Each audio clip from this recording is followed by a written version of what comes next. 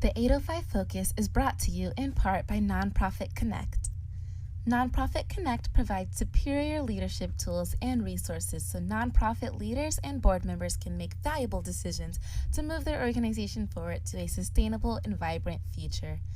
More information on services online at nonprofitconnect.org.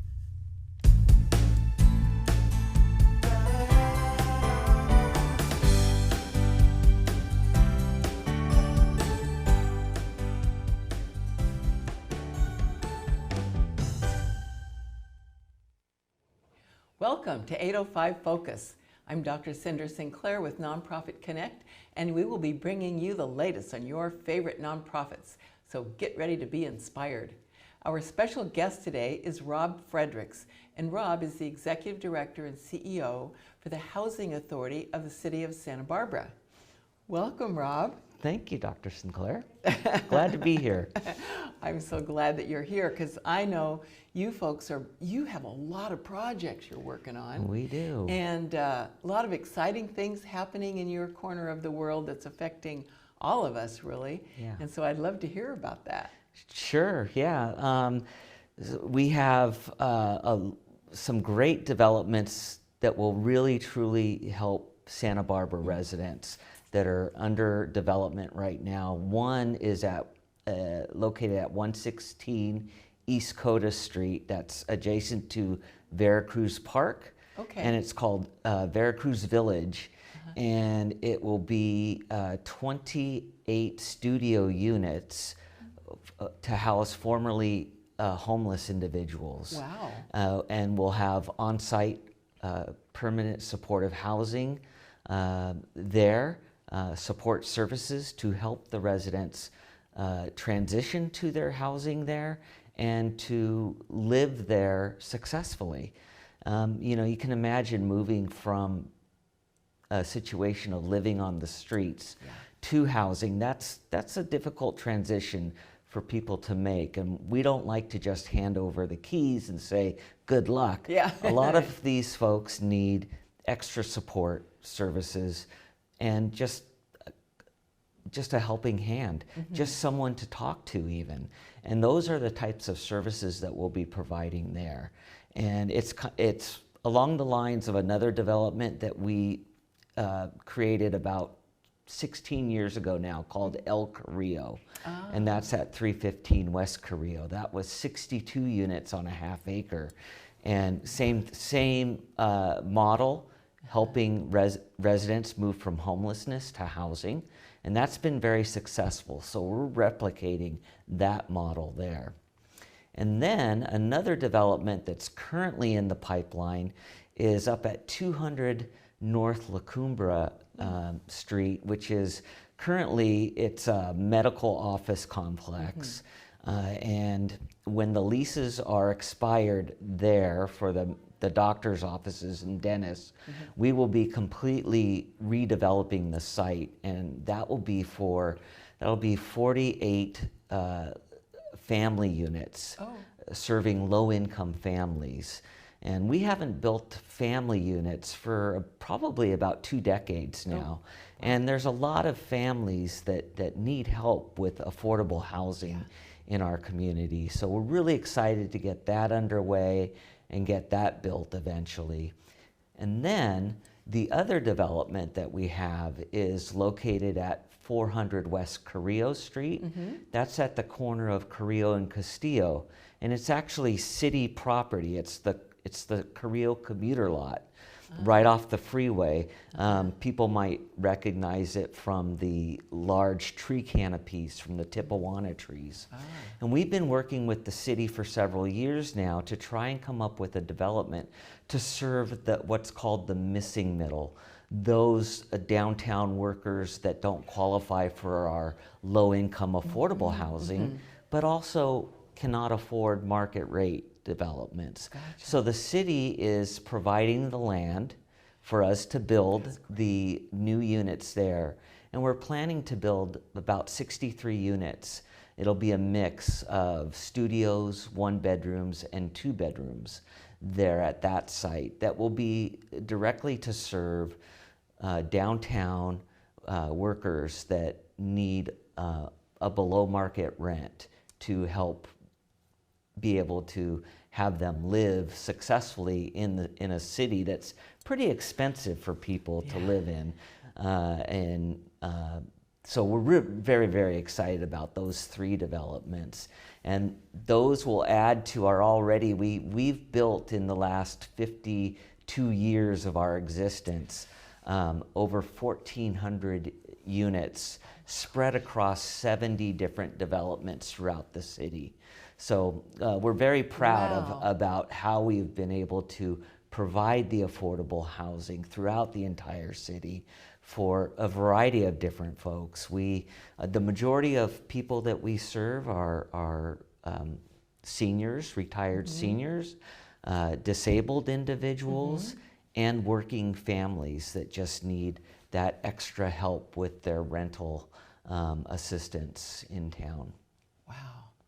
What a wonderful mission. Right, yeah. Gosh. Yeah, our mission really is to create affordable, safe, affordable housing opportunities while also providing pathways to self-sufficiency for families, and also redeveloping neighborhoods in a creative and beautiful way. Gosh, yeah. that is just a beautiful vision and reality that you have created and you are creating.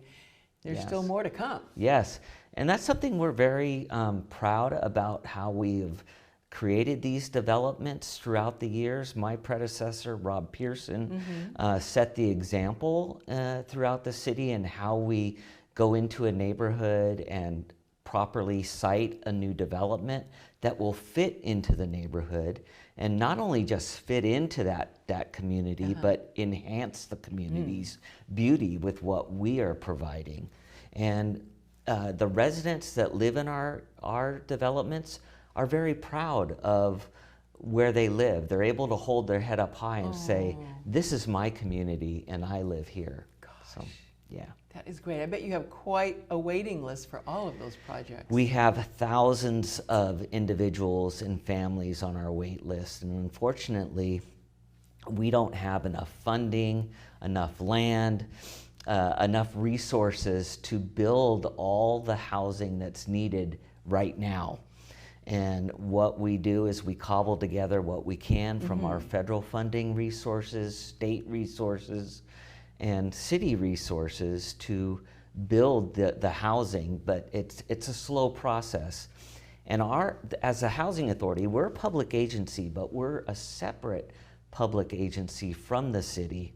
The city created us back in 1969 as a recognition that there was a dearth of safe, affordable housing that was needed for the community. So we're created under the State Health and Safety Code as a separate public agency. So we're not able to rely on local taxes like the city is for their operations. We rely on federal grants for our programs. Our main essential program is the Section 8 Housing Choice Voucher Program that we partner with the private landlord community, where we issue vouchers to residents in Santa Barbara that need help with their rent. And so once a person is able to get that voucher, they pay 30% of their income towards the contract rent, and we pay the difference between 30% of the tenant's income and the rent that the landlord needs. So it's a great income generator for the private landlord community while also providing the needed rental assistance. And it's a great model. Nationally, it's probably the best model for providing housing, that public-private connection of providing housing assistance. Boy, I bet those landlords like that because they know they're going to get their money. They get their money on the first of the month on time, direct deposited into their bank account. They love that, and they know they have that guarantee from the housing authority for that. And we also, we provide other guarantees. We'll provide security deposit guarantees. So if there's any damage Oh, beyond that's the good. 2 months rent, we'll provide a certain amount of guarantees there. We inspect the units once a year. We look at that as a benefit for the landlords. Yep. So that if there's something that needs fixing, we'll let them know and they'll fix it, and the residents are happy. And we have great relationships with the landlord community, the Santa Barbara Rental Property Owners Association. We work closely with them as well. That is great. So do you have trouble finding landlords that will be part of the program? You know, we do have a great participation rate with the Yeah, it local sounds like landlord it. community, but we are limited with the amount of contract rent that we could say the tenant can pay to the landlord with the voucher. And oftentimes, in a community like Santa Barbara that has a very low vacancy rate and a high demand for rentals, they can choose to get a higher rent on the open market. Oh gosh, yeah. So we do have a little bit of a difficult time getting new landlords, but we have instituted an incentive program where we'll give signing bonuses to landlords, new landlords that come on the program, an extra $1,000 for signing up on the program. And with those other guarantees that I mentioned, we've been able to entice landlords to join. Last year, we were able to get over 50 new landlords participating, That's a lot. which is incredible in a time like we've had with COVID and with that low vacancy rate, to get new landlords to participate. Wow, and so you were talking about funding, so you folks accept donations, financial donations. We absolutely do. Even though we're a government agency, we are able to take tax-exempt donations from private individuals and other organizations. We also, back in 2007, we recognized that not everybody likes to donate to a government. They feel like we're already paying our taxes to the government. Why should I donate? So we created an affiliate nonprofit called Second Story Associates, and that Second Story Associates is also able to take donations from private individuals and organizations. That is a 501c3 nonprofit. Okay. And we partner with a lot of other organizations for Second Story to help our residents stay housed. A lot of residents have special needs, so we partner with PathPoint, another local nonprofit. Yeah. We partner with CALM for the youth in our developments. We partner with United Way for our after-school programs. Okay. We partner with Cottage Hospital and SenCal and neighborhood clinics. We have a lot of partnerships. We recognize that we're really good at what we do. That's providing the housing, the physical housing units. But we can't just provide housing and expect our residents to really find that pathway to self-sufficiency that they need. So partnering with our other nonprofit organizations like Boys and Girls Clubs, all these others that come to mind, they help our families succeed in the long run. And it really goes to show that why our organization is a success. It's not because we stand on our own. It is because we have these partnerships that we've helped to create over the years to ensure that we can get our residents housed and to keep them housed long term. Gosh, that vision is beautiful and so practical. Yes. I'd say these people are very, very lucky to be part of your program. Yeah, and you know, housing is foundational. If you don't have a place to lay your head at night, a place to call home, imagine what other chaos is created in one's life right? You have to think about, what am I going to do tonight? What am I going to do for food? Where am I going to shower and use the restroom? And if you don't have those basics that we take for granted, it can cause a lot of issues, emotional and physical issues on one's life. And we've helped a lot of homeless people find housing through our developments. I mentioned the one that we're working on, Veracruz Village. Well, last year we opened up Gardens on Hope, which is a development for our seniors that have enhanced services there. We provide 3 meals a day and supportive services and a commercial kitchen. And a lot of residents that moved in there moved from homelessness. You would be surprised how many seniors are living literally without shelter or living in their vehicles. And then we were able to provide over 30 of the units there to people moving from homelessness. And one resident there, I was talking with her, and it makes me cry every time I talk about it, is she told me, Rob, without the Housing Authority providing this home for me, I would probably be dead. Oh gosh. She said, I was living in my vehicle. I was seeing this place being built. I was living in my vehicle for over 3 years, and it was very hard on her. And as she was watching the development get built, she was saying, I want to live there. I want to live there.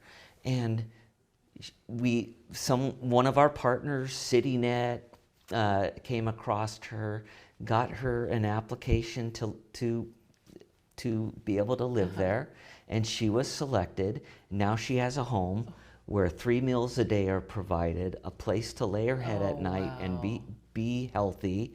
And, you know, providing that hope through housing is essential, and that's really what we do. Yeah. You are in the business of hope, providing hope. Yeah, providing hope, and then making that hope a realization through the housing. Unfortunately, as we mentioned early on in our discussion here, there's so much more that's needed. And each jurisdiction throughout the state has to come up with what's called a regional housing needs allocation that says in the next 8 years of planning, we need to provide so many units at different income levels. And the next planning period that's coming up next year for the following 8 years, the city has to plan for over 8,000 housing units that are needed that are not here now. That's within the city. Within the city of Santa Barbara, not the South Coast. How in the world? Right. Yes. 8,000. 8,000, and that's another conundrum that we wrestle with. Like, how do we provide that many housing units that really are needed without destroying the beauty that's known as Santa Barbara? Keeping that feeling of Santa Barbara, that architectural beauty of Santa Barbara that people have come to know. That's why we get so many visitors here. That's why so many people do want to live here, because of the temperate climate, because of the beauty. So how we provide for that need and yet not destroy what's been created here as Santa Barbara is really a balancing act. And we have to look for little pockets of development where we can. And that's something my team and I are constantly looking for, new opportunities to purchase land to build the needed affordable housing. And as I mentioned, there's not a lot of resources that we have. That's where we can take donations. Anybody out there listening that has money to donate, we can certainly take in those donations for that purpose of purchasing new land to to build the affordable housing. Or if they know of land Yes. that could work for you, either they want to sell it to you or they want to give it to you. Yes. You never know. That's right, and there are also other tax advantages for landowners that want to sell to us. I don't want to get too much into the weeds, but there's people know of what's called a 1034 tax exchange, 1033, I'm sorry. Yeah. Under our government code, we can also offer a 1034 tax deferred exchange where people can find like property, but they get a longer exchange time, and they can take their cash in hand now to find that property. And they can also get tax donations for donating to That's a pretty nonprofit. darn exciting. Yeah. Rob, you are just doing amazing work. Thank you so much Thank you. for all the work that you're doing that's touching all of our lives. Thank you. And for being with us today. Thank you. Appreciate it. And thanks for being with us on 805 Focus, and we'll see you next time.